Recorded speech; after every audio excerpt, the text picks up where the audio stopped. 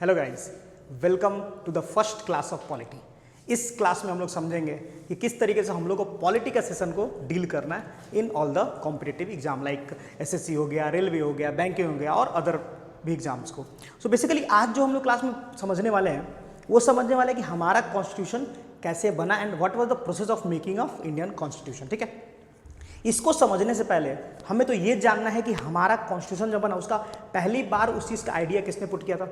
The very first time the constitution का idea हमारे M.N.. Roy ने पुट किया था 1934 में। Mister M.N.. Roy put the very first time कि हमको कॉन्स्टिट्यूशन चाहिए। एम.एन. रॉय कौन थे? एम.एन. रॉय थे मैक्सिकन कम्युनिस्ट पार्टी के फाउंडर। ठीक है, ये आपको याद रखना है। और उनका पूरा फुल नेम था मनवेंद्र नाथ रॉय। ठीक है, ये हो गया 1934 में उन्होंने आइडिया पुट किया। 1935 में इंडियन नेशनल कांग्रेस ने सेम चीज़ को डिमांड किया कि हमें कॉन्स्टिट्यूशन चाहिए। ठीक है, 1935 में जवाहरलाल नेहरू ने पूरा खुलेआम बोल दिया कि हमारा जो कॉन्स्टिट्यूशन बनेगा वो किसी का भी इंटरफेरेंस नहीं होना चाहिए उस चीज़ में। ठीक है, सेम चीज़ क्या हुआ जब इस चीज़ को जब जवाहरलाल नेहरू ने बोला तो 1940 में हमारे ब्रिटिश के जो लीडर थे उन्होंने उसको अडॉप्ट कर लिया। That is the demand was totally adopt by the British कि हाँ वैसा होगा। फिर 1942 में स्टैफर्ड क्रिप्स आते हैं, क्रिप्स मिशन लेके, और कैबिनेट मिशन प्लान जो बोला जाता है उसी चीज़ को अडॉप्ट करके हमारा कॉन्स्टिट्यूशन आगे बढ़ा। So making of the constitution आपको क्या देखना है कि जब हमारा कॉन्स्टिट्यूशन बना उस समय सारी सीट जो थी, टोटल सीट जो थी उसमें रखा गया 389। टोटल सीट कितनी थी? 389, out of which 296 seat we are given to the British, 93 seat we are given to the princes. जो प्रिंसली स्टेट के जो राजा हुआ करते थे उनको दे दिया गया 93 सीट कि आप लोग भी आइए और हमें योगदान दीजिए किस तरीके से कॉन्स्टिट्यूशन बनना चाहिए। ठीक है, 296 जो मिला था, दिया गया था, उसमें से आपको एक चीज याद रखना है कि उसमें से 292 जो सीट था this we are given to the 11 provinces. ठीक है, गवर्नर प्रोविंसेस। बाकी जो 4 सीट था, 4 सीट वो दिया गया चीफ कमिश्नर प्रोविंसेस को। चीफ कमिश्नर प्रोविंसेस जो कि थे दिल्ली,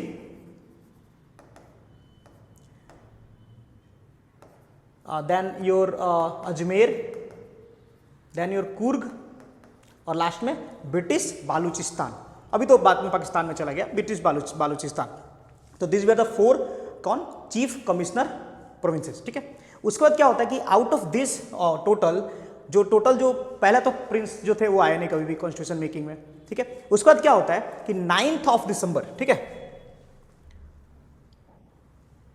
9th ऑफ दिसंबर को हमारा फर्स्ट मीटिंग बैठता है कॉन्स्टिट्यूएंट असेंबली का, फर्स्ट मीटिंग। ठीक है, जिसमें डॉक्टर सच्चिदानंद सिन्हा, आपको याद क्या करना है, doctor Sachchidanand Sinha become the first president of the constituent assembly on 9th दिसंबर 1946। ठीक है, याद रखना है 9th दिसंबर 1946 को कौन बनते हैं? 9th दिसंबर 1946 को बनते हैं हमारे डॉक्टर सच्चिदानंद सिन्हा। एक्चुअली फ्रेंच प्रैक्टिस में ऐसा होता है ना कि कभी भी किसी ग्रुप का लीडर किसी को बनाना है तो आप क्या करते हैं, जो वहाँ पे जो सबसे एल्डर होते हैं, सबसे जो बड़े होते हैं उनको क्या करते थे हम लोग? लीडर बना देते थे। उसी अकॉर्डिंगली जो डॉक्टर सच्चिदानंद सिन्हा थे उनको बनाया गया temporary president for the assembly. ठीक है, 11 दिसंबर को क्या होता है? 11 दिसंबर को डॉक्टर राजेंद्र प्रसाद, जो आप देख सकते हैं, doctor Rajendra Prasad become the first president जो कि इलेक्टेड प्रेसिडेंट बने। ठीक है, इनके साथ और कौन कौन 2 जन थे? इनके साथ थे H.C. मुखर्जी और V.T.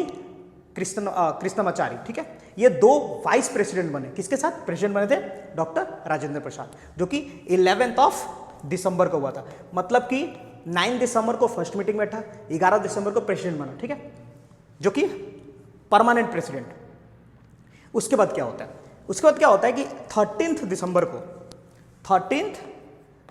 को 1946 में very first time doctor Jawaharlal Nehru अपना एक बहुत इंपॉर्टेंट स्पीच देते हैं। That speech was famously known as objective resolution speech. उसमें एक्चुअली ये इसीलिए इंपॉर्टेंट बिकॉज वहीं से बहुत सारी चीज़ें हमारे कॉन्स्टिट्यूशन में अडॉप्ट की गई। जो उनका स्पीच था उसको 22 जनवरी को अडॉप्ट कर लिया गया। 22 जनवरी 1947 को उसको अडॉप्ट कर लिया गया कि हाँ जो चीज़ ये बोल रहे हैं सेम चीज़ को हमें क्या करना है, उसको अडॉप्ट करके कॉन्स्टिट्यूशन बनेगा। ठीक है, ये क्लियरिफाई हो गया, वो बन गया। उसके बाद बहुत सारी चीज़ें और बदलाव की गई।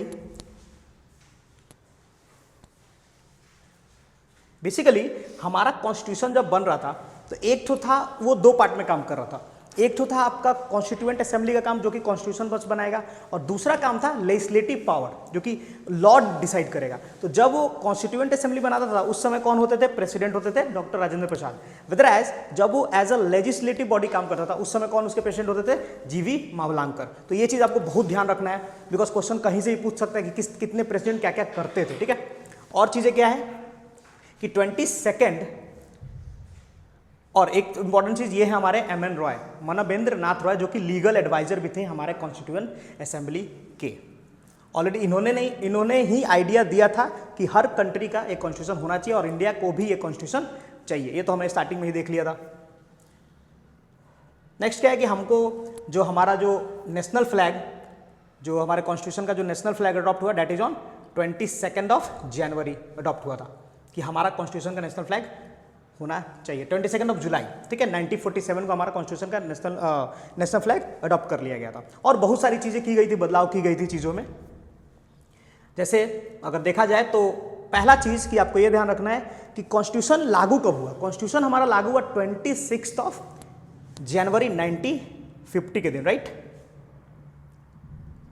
26 जनवरी 1950 के दिन हमारा कॉन्स्टिट्यूशन लागू होता है। ठीक है, उसके पहले और क्या चीजें होती है कि 26 नवंबर को ये पूरा बन के रेडी हो गया था 1946 में। लेकिन 2 महीने का गैप क्यों रखा गया? ये 2 महीने का गैप रखा गया बिकॉज एक्चुअली हुआ क्या था ना कि 26 जनवरी 1930 में पूर्ण स्वराज घोषित किया गया था। उस डेट को बचा के रखने के लिए वी हैव अडॉप्टेड 26 जनवरी को हमारा कॉन्स्टिट्यूशन, बट कॉन्स्टिट्यूशन ऑलरेडी बन के रेडी हो गया था। ठीक है, एक चीज और आपको कुछ कुछ पॉइंट ध्यान रखना है कि 24 जनवरी 1950 के दिन हम लोग अपना नेशनल सॉन्ग अडॉप्ट किए, नेशनल एंथम अडॉप्ट किए कि हमारा नेशनल एंथम क्या होना चाहिए, नेशनल सॉन्ग क्या होना चाहिए, बिकॉज यहां से क्वेश्चन आ सकता है। 26 जनवरी 1950 याद रखना, 24 जनवरी सॉरी, क्योंकि 2 दिन के बाद कॉन्स्टिट्यूशन अडॉप्ट किया गया हमारे कंट्री में। ठीक है, और क्या क्या चीजें थी? बेसिकली हमारा कॉन्स्टिट्यूशन जब आया 1950 में, उसके पहले 1946 में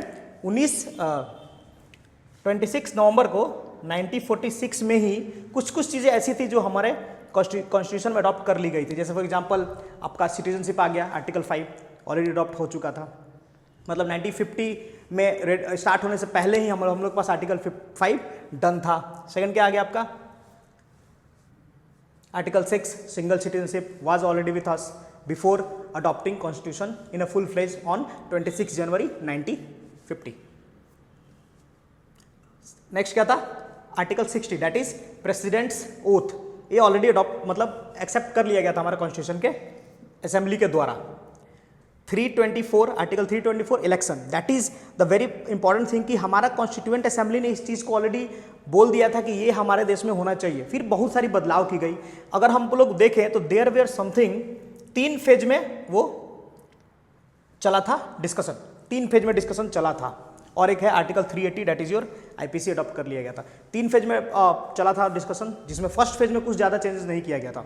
सेकेंड फेज बहुत इंपॉर्टेंट है बिकॉज उसमें बेसिकली कितनी सारी क्लॉजेज बाई क्लॉजेज रीडिंग की गई थी। देयर वेयर समथिंग 7653 क्लॉजेज को चेंज किया गया था, जिसमें से रियली में बदलाव कितना किया गया? 2453। इतना डिस्कशन किया गया और इतना अमेंड किया गया। आप समझ सकते हो कितना टाइम लगा होगा इस चीज को करने में। लास्ट में जो थर्ड रीडिंग होता है दैट इज फ्रॉम नवंबर 15 से लेकर 26 नवंबर 1946 ये लास्ट रीडिंग होता है। और इसी दिन 1946 के दिन डॉक्टर हमारे जो BR अम्बेडकर जी क्या बोलते हैं कि अब हमारा देश को कॉन्स्टिट्यूशन यहाँ पे खत्म होता है, एंड होता है, and we are adopting this constitution for our country. ये हो गया। ये आपको क्यों याद रखना है? बिकॉज ये कॉन्स्टिट्यूशन जिस दिन डन हुआ मतलब 26 नवंबर 1946 को ऑलरेडी हमारे पास इतने आर्टिकल्स आ चुके थे। और भी कुछ चीजें आपको बेसिकली जानना है कि कौन से आदमी थे जो किस किस कमेटी के हेड थे। जैसे अगर देखा जाए तो हमारे सरदार पटेल जो थे, वल्लभ भाई पटेल जो जिसके लिए हमारा स्टैच्यू ऑफ यूनिटी बना है, उनका क्या क्या कमेटी था? Minority committee, advisory committee, fundamental rights का कमेटी। इनको ये कमेटी इसीलिए दिया गया था बिकॉज एक आदमी पूरा हर चीज़ नहीं कर सकता है। इसीलिए उन्होंने क्या किया था, हर चीज़ को पार्ट्स में डिवाइड करके किसी को हेड बना दिया था कि आप इस चीज़ को संभालोगे, आप ये चीज़ संभालोगे एंड सो ऑन। कुछ कुछ कमेटी आपको याद रखना बिकॉज क्वेश्चन में अगर आए तो you can have it. Jawaharlal Nehru जो थे वो एक तो पहला चीज़ कि वो तो हेड थे, हर चीज़ के हेड थे, बट यहाँ पे उनको जो कमेटी दिया गया that was union power and union constitution का कमेटी दिया गया था। ठीक है, क्वेश्चन यहाँ से बनता है कि जब कॉन्स्टिट्यूशन असेंबली बन रहा था उस समय कौन से आदमी किस चीज़ कमेटी के मेंबर थे और हेड थे। नेक्स्ट जो डॉक्टर जो बी आर अम्बेडकर थे वो तो बहुत इंपॉर्टेंट, वो तो पहला तो कि वो ड्राफ्टिंग कमेटी के हेड थे, सबको पता है कि किसके अंतर्गत मतलब किसके निगरानी में हमारा कॉन्स्टिट्यूशन बना था, that was B R Ambedkar. Second rules and procedure, किस तरीके से हमारा लॉ बनेगा नॉन, उसके हेड कौन थे, बी आर अम्बेडकर। एंड बहुत इंपॉर्टेंट चीज़ है कि B R Ambedkar was the first law minister of our country. ठीक है, ये आपको याद रखना है। नेक्स्ट जो थे हमारे डॉक्टर राजेंद्र प्रसाद, जो कि फर्स्ट, पहला तो doctor Rajendra Prasad was the first president of our country, ये आपको याद रखना है। Second, he was the head of the steering committee of the constituent assembly. एक चीज़ और डॉक्टर राजेंद्र प्रसाद के बारे में बता दूं कि doctor Rajendra Prasad was the only president जो कि 2 टर्म सर्व किए, मतलब सबसे maximum serving president was doctor Rajendra Prasad. ठीक है, और एक चीज़ आपको जानना है बेसिकली कि जो जैसे हमने बोला था कि प्रेसिडेंट जो बने थे, फर्स्ट प्रेसिडेंट कौन बना था, डॉक्टर राजेंद्र प्रसाद, कॉन्स्टिट्यूएंट असेंबली के इलेक्टेड प्रेसिडेंट। उनके साथ 2 वाइस प्रेसिडेंट भी थे जिसका नाम था एच.सी. मुखर्जी और VT Krishnamachari. VT Krishnamachari was the prime minister of Jaipur. Jaipur जो उस समय होता था, जो गवर्नर स्टेट जो हुआ करता था और प्रिंसली स्टेट था, उसके वो प्राइम मिनिस्टर थे। और एच.सी. जो मुखर्जी थे वो थे हमारे वेस्ट बंगाल के फर्स्ट गवर्नर। ये आपको याद रखना है क्योंकि जब नाम दिया गया है तो वो कहीं से भी क्वेश्चन पुट कर सकते हैं। ठीक है, सिंगल लाइन क्वेश्चन होता है, डरने की कोई चीज़ नहीं है। तो ये था हमारा कुछ basic things about making of the constitution. बाकी और भी चीज़ें हैं जो इंपॉर्टेंट फैक्ट्स है, हम लोग इसका सेकेंड पार्ट में कंप्लीट करेंगे।